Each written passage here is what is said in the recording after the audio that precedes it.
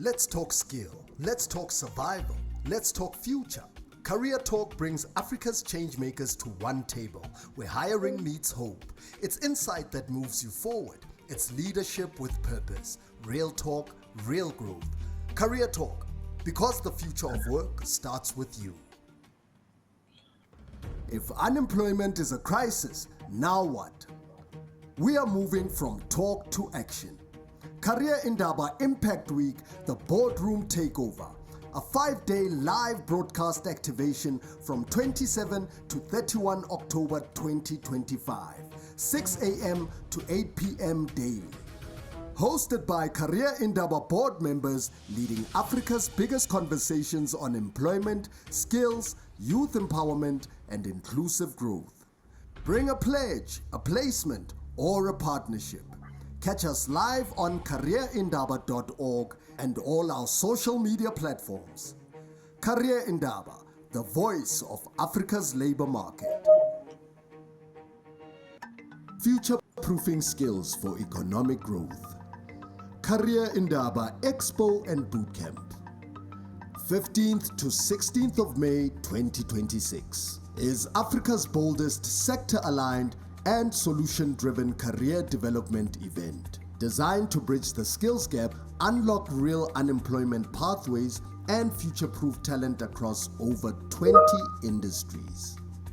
From the boardrooms of Sandton to the villages of rural South Africa, we are pulling the entire country into one decisive moment to tackle unemployment, close the skills gap, and future-proof our workforce.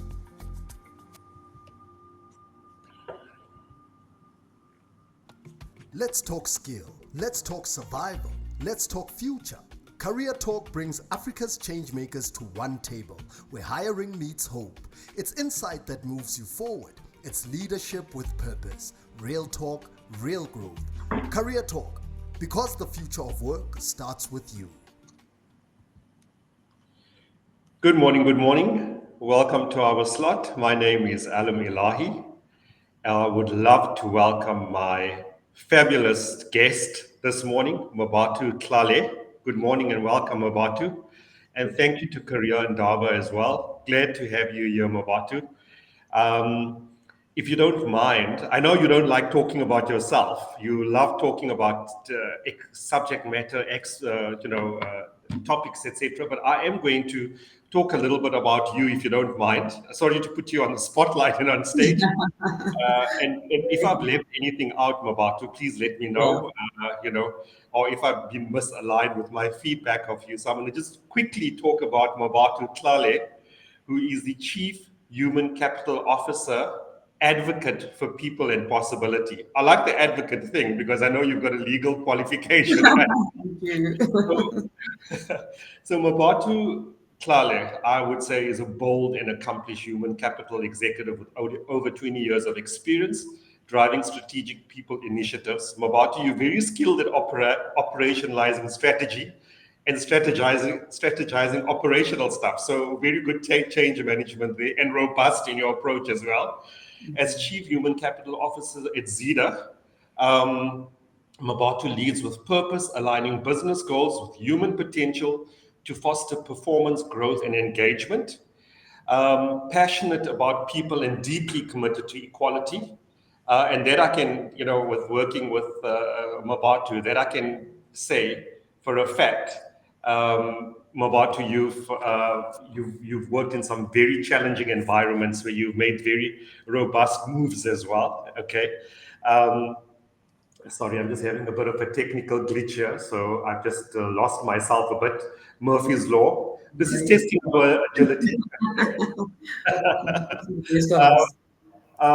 Well, basically, passionate about people and deeply committed to equality, that we know for a fact, and that's why we're having this wonderful topic about neurodivergent talent. Well done, they're very close to my heart as well. Mmabatho, one of your major achievements recently was you got Zeda to be certified as a top employer. Yes, with my team.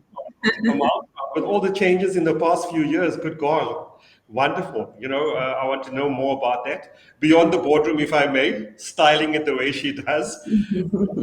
Junkie who's jumped from the highest point in Africa, parasailed over Mauritius. I don't know why would you would want to do that, but good on you. And The left from wild side. various towers. It reminds me of Queen Latifah's movie, The Last Holiday, where she went from the tower. And Yeah. also, you landed yourself on an international cooking show, showing that you bring energy, flair, creativity, agility, pliability to everything that you do. And you're currently pursuing your master's in labor law. This builds on your legal foundation with a Bachelor of Laws completed. Whether you are speaking on leadership, transformation, or the future of work, you inspire us all, stakeholders, even employees, with authenticity, insight, and I have to say, unstoppable drive. You're very robust. So is there anything that I've left out there, Mmabatho? Anything you'd like me to add on? Or have I didn't mean to show off. If I didn't know any better, Ellen, I'd say you've been stalking me. But thank you so much for the warm introduction. Yes, I am the Human Capital Officer at Zeda, a leading mobility solutions provider. We operate across 11 countries in the sub-Saharan Africa. We are mostly known for the Avis and Budget brands. But our purpose goes beyond transportation, and which is why I'm excited to be sitting with you today. At Zeda, we live by our motto of connecting humanity. It's a commitment that shows up in everything that we do, from how we serve our customers, how we care for our people. I mean, one of the examples is that we offer full maintenance leasing program to our employees and also your employees if you partner with us, which is a practical way of making sure that our people are safe and that they have well-maintained vehicles. But besides what we hear today, it's not just about mobility, it's about dignity, it's about safety, it's about inclusion, it's about belonging. And given the conversation that we're having today, my journey has been shaped by personal experiences. I also have a nephew who is autistic, super smart young man in his teenage years, and a deep belief that inclusion and belonging is not just about policy, it's about a culture. I live with OCD and misophonia, and I've seen at first hand how empathy and not silence creates belonging. And if you watch international cooking show, you would know. I think the whole of South Africa knows now that I'm hectic with my OCD, but yeah, we find ways to work around it and use it as a power, as a secret power. Yes, absolutely. And did you find it therapeutic doing that? Or once you put yourself under pressure? It's not therapeutic because most of the time you find yourself having to explain why you want things in a certain manner. I live to see a world where we can be quite accepting of differently abled people, Okay. whether it's OCD, whether it's mental health, and I'm hoping that we Yes. can unpack that today. Okay. Well, thank you so much for that context. So I want to get straight into the neurodivergent talent. Okay, because it's very close to my heart as well. I've got a 15-year-old boy who's on the spectrum. I never know what terminology to use. I get corrected all the time. And he's an awesome individual, so this is very close to my heart. Thank you so much. Basically, I know you touched on this as well, but I'd like to know a little bit more about Mmabatho, if you can just extract that from me in terms of your journey and what has shaped your perspective on neurodivergent talent in the workplace as such. Okay, so neurodivergent, it's a whole lot of new terminology that's relating to the workplace now and future leaders and career pathways. And so if you can just tell our audience a little bit about that. Okay. What shaped your perspective? Yeah, I would say neurodiversity recognizes that there is no single normal way of thinking or learning or interacting. And it includes, and I'd say conditions, for lack of a better word, or superpowers in terms of autism, ADHD, dyslexia, it always gets me. Tourette's, I think you and I have had a conversation around Tourette's before. Anxiety, even mental health is actually classified as neurodiversity. And these are not deficits, but they are differences that bring unique strengths in the world today, in the corporate world, in how we operate as people. For example, if you look at an HD, someone who's got an HDHD, they have a hyper focus and agility in a crisis response. So you would use them for in a crisis situation. You better partner with someone who is ADHD because they'd be able to Yeah. help you navigate that situation. If you look at someone who struggles with autism, they're great at pattern recognition, which is vital in analytics. Mm-hmm. Um, and I'd say OCD, which is my world, precision and consistency is key. And we are best suitable in compliance led roles, in legal roles. And maybe that's why I went into law. But any Mm. role where um, you would follow rules and it would be Mm. consistently applied. Yeah. Okay. Okay.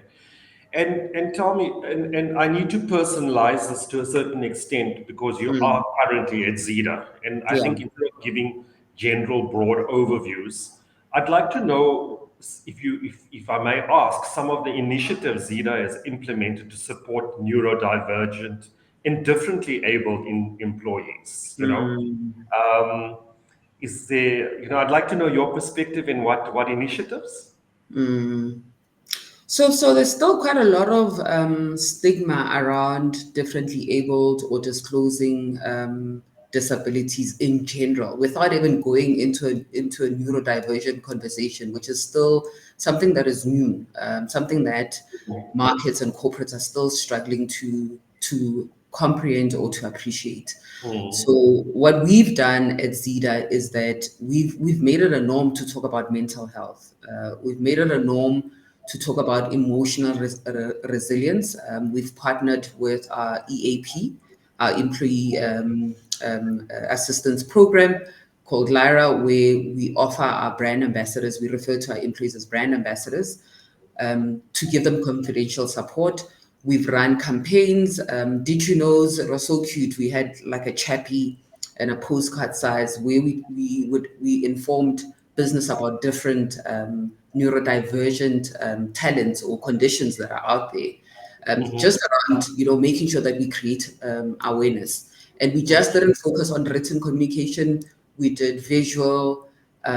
We had conversations around it where our business partners would go into different departments and speak about it. And there's absolutely more initiatives that we could put in place, but we still take small steps into getting business to understand neurodiversity and how we can Okay. work or leverage on those strengths. Awesome. And in general, I think people have been, employers, corporates have been on a journey to, embark from an inclusivity perspective, but yet, um, despite these efforts, disclosure Mm. rates remain low. Well, what does it Mm. tell us, or what does it tell us about workplace culture and psychological safety, etc.? I don't know if that question makes sense to Mm. you. And do Yes. you comment on that? Mm. So my view is that safety isn't created by policy; it's created by culture.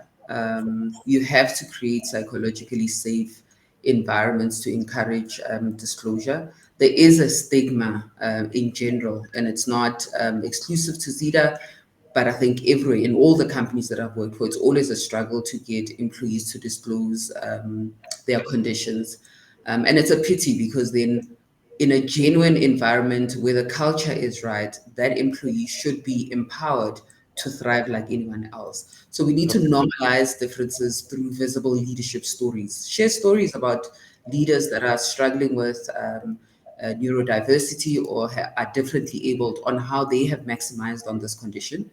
We need to train our managers to respond with empathy and not judgment. We need to create channels and platforms where employees can come through and just have a conversation, and where we can actually pick up any signals and assist the employees. And we need to celebrate neurodivergent strength, be it through internal communications or through town halls. We need to have more conversations around it. Okay, thank you so much for that. And Mhm. since you are in the HR world and that's your expertise, legal and everything, but mostly HR, your in terms of HR's role in supporting neurodivergent talent, what role should HR play in educating managers to spot and support neurodiverse talent? And I'm telling you why I will tell you why I'm asking this. As a recruiter for many years, I'm Mm, passionate about future leaders. I'm passionate about young talent and things like mm, that as well, you know. mm. And um, it would be nice for me as well to know, because I work with one aspect of HR, which is on the recruitment side. But Yeah. what role do you think HR should be playing? Because obviously you will be custodians and brand ambassadors of the business and sensitizing your hiring managers as such, you know. Mm. Any input there for me? So I actually think it's not, and I think that's where we go wrong, where we think it's just an HR role. It's a leadership role. It obviously being championed by HR, but we need to collaborate with business to foster psychological safe environments where employees feel comfortable to disclose. And that includes from an onboarding, and I like that you speak about recruitment because that's where it actually starts. What sort of platforms do you have when you invite the talent into your business? How do you introduce neurodiversity as a strength? From a manager perspective, what guidance do we give them on accommodation and empathy? Do you check your environment first to see if you are able to accommodate? And if you're not able to accommodate, is it something that you can invest in so that you're able to attract that talent too? We also there's also quite a lot of bias still and assumptions. So we need to reduce those assumptions by running bias training with line management and the business as a whole. Because your line manager might understand it, but if the people I'm going to work with still hold some assumptions around disabilities, then it creates a negative culture for that person to thrive. And I would also say from an HR perspective, create peer support networks to build a community and trust around supporting neurodivergent talent. Awesome. I've also find in my world of work, I've had to really relook at the way I interview and Mm, accommodate, mm, because you cannot have a typically outcomes-based interview or a strengths and weakness one or a behavioral-based one. Uh, definitely. you have to really align and customize, because I mean, Mhm, if you think about it, some of the applicants I've dealt with are highly skilled in a certain aspect. mm, Data scientist, for example, mm. a typical interview they will not succeed in, because it's Yep. not designed to bring out the best in the skill and the outcome in the future and the end result. Mm, So yes, I'm on the same page with you on that one. I'd like to talk about the legal landscape, if you don't mind, since you have the my love. legal active.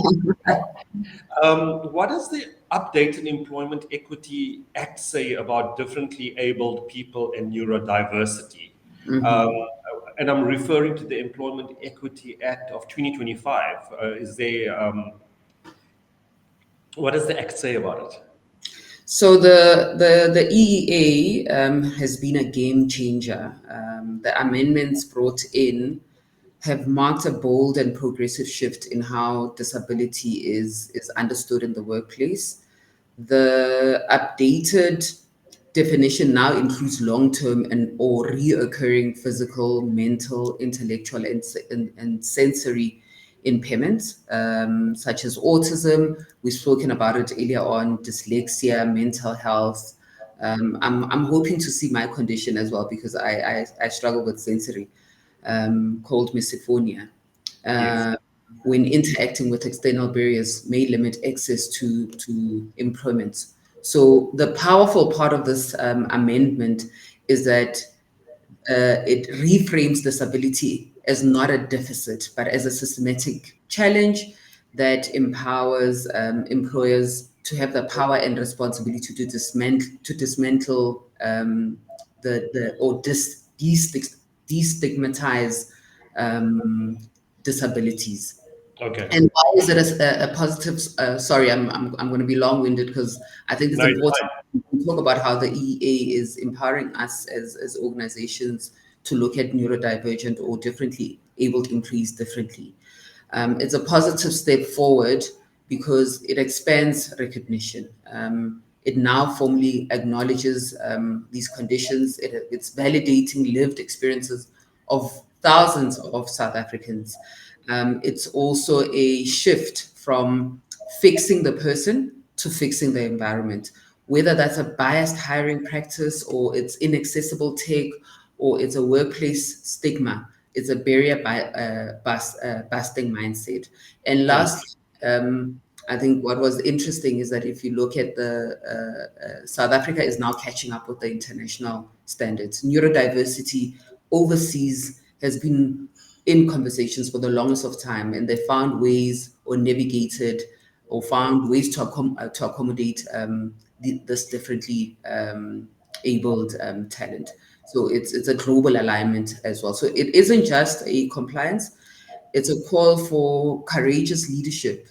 It's about building workplaces where differences are not just accepted, but they're celebrated as a competitive advantage. Okay, thank you for that. And I think, well, I know for a fact, I mean, and I'm glad to see that this is gazetted and Yeah. it's legislated, Mm. because then this, for want of a better term, enforces inclusivity Yeah. as well, and easier to integrate and synthesize into the recruitment process and the onboarding process as well, Mm. when you are Mm. engaging with applicants and you're creating all these opportunities as well. Because you Mm. will find, employers are quite bottom line driven. It's a competitive environment, Absolutely.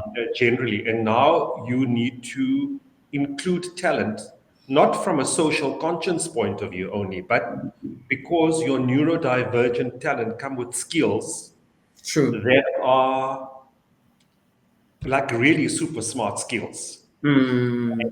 cognitively next level. And Mm. that adds value to the business and bottom line and Mm. everything else. So thanks for clarifying that. In Awesome. terms of Mmabatho, in terms of now your post placement, so you've got this process in place and you've got the whole Mm. sensitization in the legislation.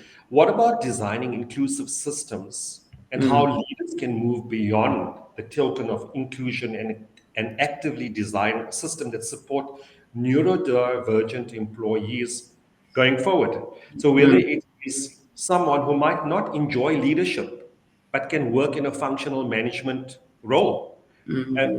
from a capacitation point of view, from a system point of view. So it's a long-term journey, not just plugging a hole to say, okay, well, this is now what you're good at, you're going to stay there.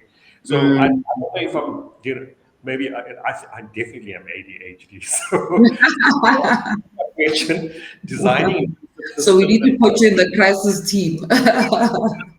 yeah, in the crisis team, yeah. I, yeah, I am going to take it back though, because for me, you always have to start from Genesis. From the time when you bring in that employee, you must have had psychometric assessments. And I know psychometric assessments can be very disadvantaging if you don't expand it to accommodate neurodivergent candidates. And I think that's where we need to start, so that we don't just look at you as an ADHD employee, but we also then look at what are the other opportunities given your condition, so that we can then plot your succession or your talent accordingly. To say Alan has ADHD, we might be hiring him into the crisis management team, but what are the other opportunities that are available to him? Build that inclusive leadership training so that we are forever looking at all employees from one lens and not treating them different, because that on its own will create it will take away from the inclusion if you're going to continue or perpetuate them being seen different. Yeah, and then I'd say champion things like DEIB, which is something that Zeda has done well over the past year and a half, almost 2 years.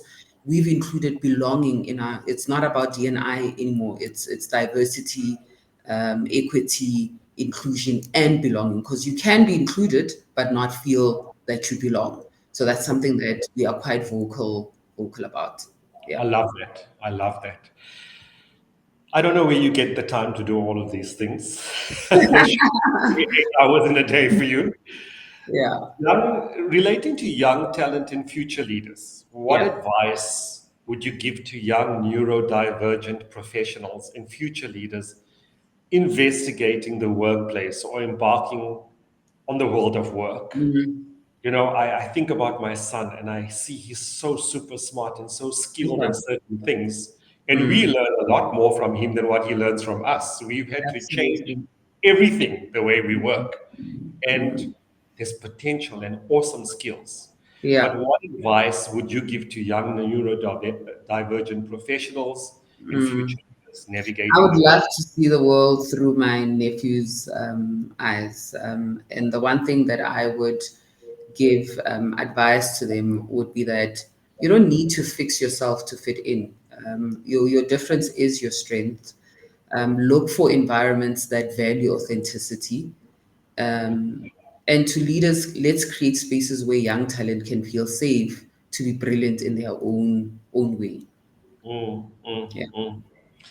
In terms of, I'm going to use this to gain something here. Yeah. You know, we deal with our children from our perspective, Yeah. okay? But now you're looking at it from a world of work. So they at home in a safe space, they parents, children, or guardians, kids, or whatever. But now they're going out in this big world. Supporting parents of neurodivergent youth. How should parents with neurodivergent children prepare them for the world of work, would you say, from an employer's perspective? I think of utmost importance is to encourage self-awareness and self-advocacy. Help them to understand that their strengths and how they communicate their needs. Expose them to inclusive environments. I think we tend to keep them indoors, or we tend to keep them with the same community. Start exposing them to different environments so that when they're ready to get into the world of work, they don't get shocked by a different culture. And then expose them to different role models. And again, teach them that their difference is not a limitation, but it's a superpower. Okay. Yeah. Okay. If I knew earlier on in my career that being OCD is a superpower, I think I would have been even further. That was my next question. You're very proactive. I think one of your other super skills is predicting the future, because my next question was your personal reflection. And sorry, you know, you mentioned it yourself, but I'd Yeah, like to touch on that. yeah. You know, you're quite open about your experience with OCD and misophonia. I don't know if I'm saying it the right way, which I understand to be triggered by sounds that people wouldn't normally be triggered by, you know, and I think we all have some of it in us.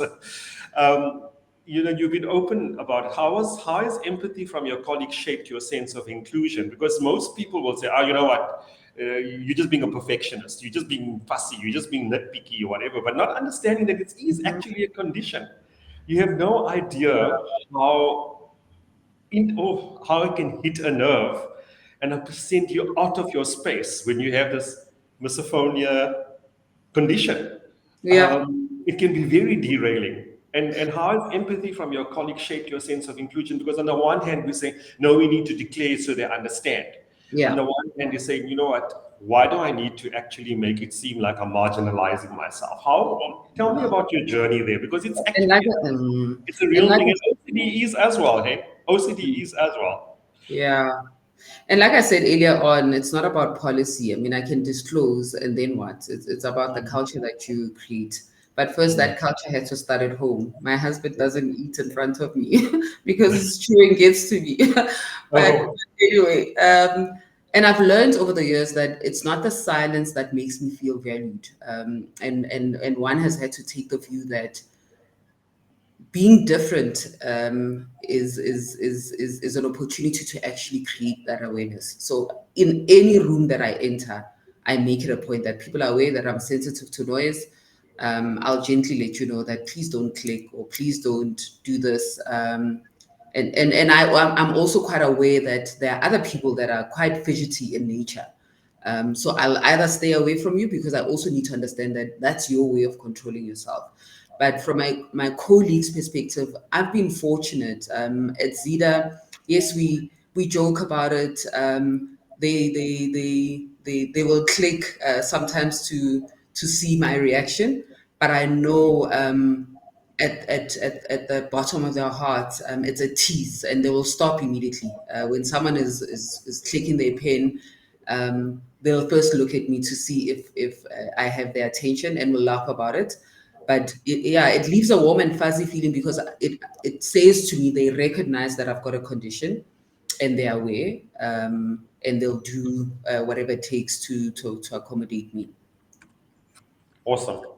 And yeah, it can be quite exposing but empowering at the same time. Mm. Mmabatho, can we take a short break? I've still got one or two questions. Will that be fine with you, or do you need to leave us? Please don't leave us. Come and join us. For So you, Ellen, I'll grant you the 2 minutes. okay, so we'll take a short break and then we No, get back not a problem. to this, and then just let me know. Yeah, is that okay with the? I'm happy Right? to accommodate Okay. you. Thank you so much, Mmabatho. All Let's right. talk skill. Let's talk survival. Let's talk future. Career Talk brings Africa's changemakers to one table where hiring meets hope. It's insight that moves you forward. It's leadership with purpose. Real talk, real growth. Career Talk, because the future of work starts with you. Future-proofing skills for economic growth. Career Indaba Expo and Bootcamp.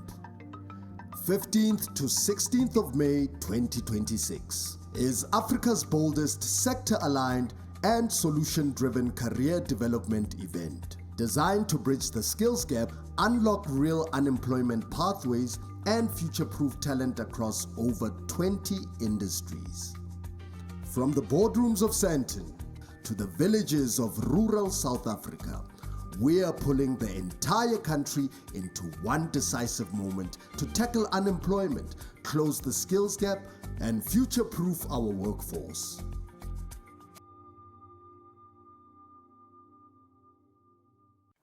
If unemployment is a crisis, now what? We are moving from talk to action.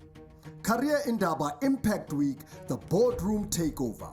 A 5-day live broadcast activation from 27 to 31 October 2025, 6 a.m. to 8 p.m. daily. Hosted by Career Indaba board members leading Africa's biggest conversations on employment, skills, youth empowerment, and inclusive growth. Bring a pledge, a placement, or a partnership. Catch us live on careerindaba.org and all our social media platforms. Career Indaba, the voice of Africa's labor. Let's talk skill. Let's talk survival. Let's talk future. Career Talk brings Africa's changemakers to one table where hiring meets hope. It's insight that moves you forward. It's leadership with purpose. Real talk, real growth. Career Talk, because the future of work starts with you.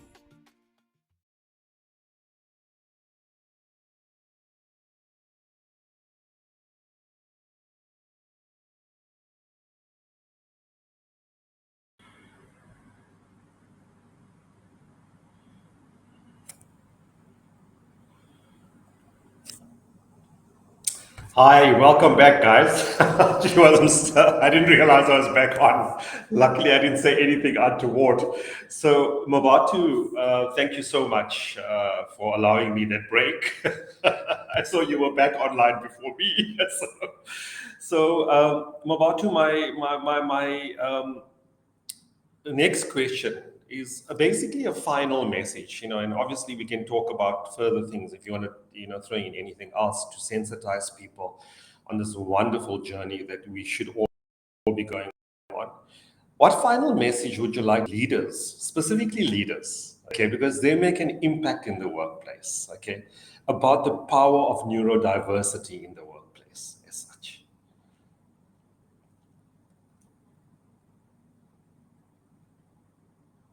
I think you're on mute there, Mmabatho. Sorry. Still on mute. Okay, it says the host. That's a normal term since COVID. You're on mute. You are on the market. It's a user problem. So, from a leader perspective, I'd say of utmost importance is to create psychological safety. I don't think we can ever put enough emphasis on that. Create the environment where your employees, your brand ambassadors are able to approach you and speak freely around their conditions. And if you don't know how to accommodate or you don't know how to respond, because we don't always have to know the answers. I think one of the biggest pressure that we put on ourselves as leaders is that we want to know everything. We want to be able to answer those questions. I mean, as Zeda itself, we're also still taking baby steps, like the rest of South Africa is taking steps in understanding neurodivergent talent and looking at different initiatives that we can put in place. So start small, expose yourself to different platforms, have conversations with other organizations that might be ahead of us, have conversations with your employees. I can bet you that in a team of 14 people, you will find that you've got employees that are struggling on a daily basis with some neurodivergent condition that we're not aware of, or that they're also not aware of.